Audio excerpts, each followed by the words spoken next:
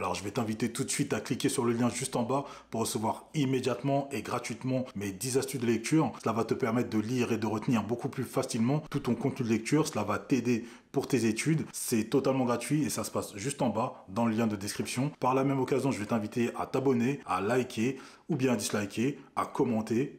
Et c'est parti.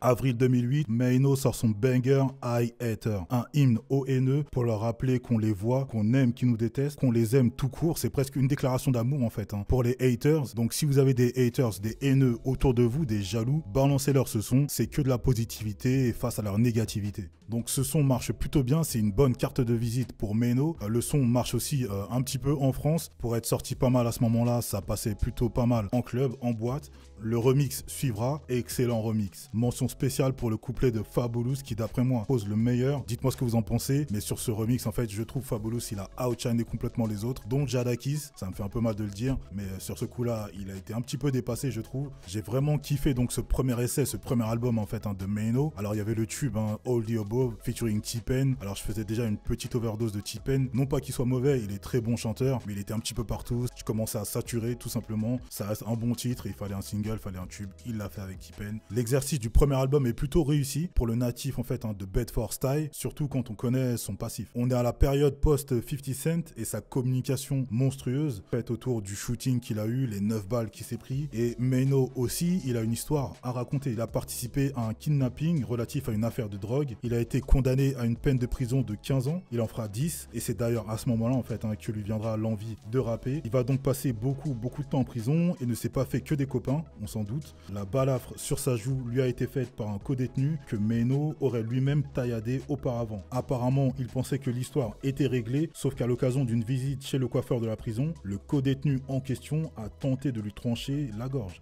Et ce n'est pas passé loin puisque cela lui a laissé une belle cicatrice sur la joue droite. Donc, loi du talion, tout ça, tu connais, et le marketing est fait. Un ancien tolard au passé chargé qui veut laisser ça derrière lui, qui sait rapper, le mec en plus est pas vilain, il plaît, et ça suffit à faire un bon marketing. 2001, une fusillade éclate au pied de la radio Hot 97, fusillade entre le camp CNN et le crew Junior Mafia, dont Lil Kim est la leader. Lil Kim aura droit à un procès parce qu'accusé d'avoir menti et donné de fausses informations afin de couvrir les personnes impliquées. Le parjure est un crime fédéral durement sanctionné par la justice américaine. Elle risque gros. Lil Cease, membre de Junior Mafia, a été appelé à témoigner par le bureau du procureur contre Lil Kim. Alors apparemment, il était en probation et n'avait pas d'autre choix que de venir à la barre, ou bien sa probation tombait et il devait aller en prison. Lil Cease affirme qu'il n'a balancé personne, mais forcément, Lil Kim se sentira trahi de voir son ami aux côtés du procureur. Ça a donné lieu à des rumeurs de balance, de poucave, de snitch, même s'il ne l'avait pas directement incriminé. À ce moment-là, Maino, qui est un ami d'enfance de Lil Kim, même s'il se dirait qu'ils auraient été plus qu'amis, Maino donc est monté sur pas mal de DVD pour allumer Lil Cease. Sur les fameux Smack DVD,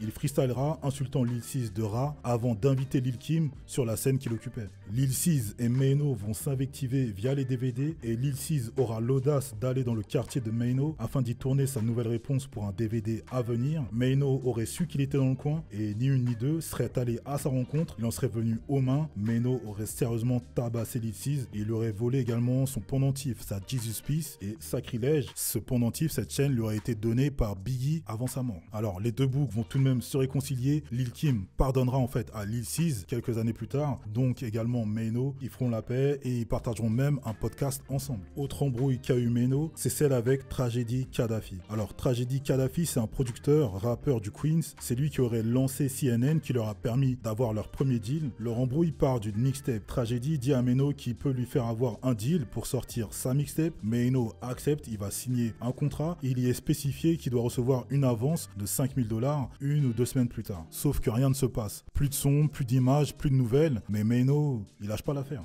Il ne cesse d'appeler Kadhafi, mais celui-ci, il fait le mort. Maino a capté, il s'est fait barber et forcément, il l'a mauvaise. Il va croiser la route de Tragedy à l'occasion d'un concert de T.I. et quand il va le voir, Kadhafi dira « J'ai pas arrêté de te chercher ». Et c'est là que Maino a eu la certitude de s'être fait rouler. Quand quelqu'un te doit de l'argent, c'est la première chose qu'il dit. Maino, il n'était pas tout seul à ce moment-là, il était accompagné de 7 ou 8 gars et ils vont tous tomber sur Tragedy Kadhafi. Ils vont le passer à tabac. Tragedy dira qu'il ne lui a pas volé d'argent, qu'il aurait dû mieux communiquer avec Maino et que celui-ci en fait n'a pas eu la force de le faire en tête-à-tête, mais à plusieurs, que ce serait un lâche. Il sera tout de même établi que Tragedy Kadhafi a un sacré passif, il est coutumier de ce genre de pratique. Mano n'a pas été la seule personne, le seul artiste à s'être fait rouler dans les combines de Tragedy Kadhafi. Tout comme 50 Cent, Mano a utilisé ses collègues rappeurs pour entretenir son buzz. Il a lui aussi tapé sur eux en fait en disant qu'ils étaient dépassés, qu'ils n'étaient plus relevant, plus pertinents, qu'ils n'étaient plus dans le coup. D'ailleurs, fun fact, c'est 50 Cent qui obtiendra sa signature pour son premier album. L'histoire elle est assez particulière. On sait aujourd'hui que c'est Daryl Homicide Boom qui a tenté de tuer 50 Cent suite au contrat qu'avait mis sur lui Supreme McGriff. Ce cher Daryl Boom a une sœur du nom de Zakia Boom qui a fait de la télé-réalité d'ailleurs, qui se trouve être la maman du fils de Mano, prénommé Zane. 50 Cent a permis au beau-frère de celui qui a tenté de le tuer d'avoir un contrat. C'est assez particulier, assez dingue, toute la nébuleuse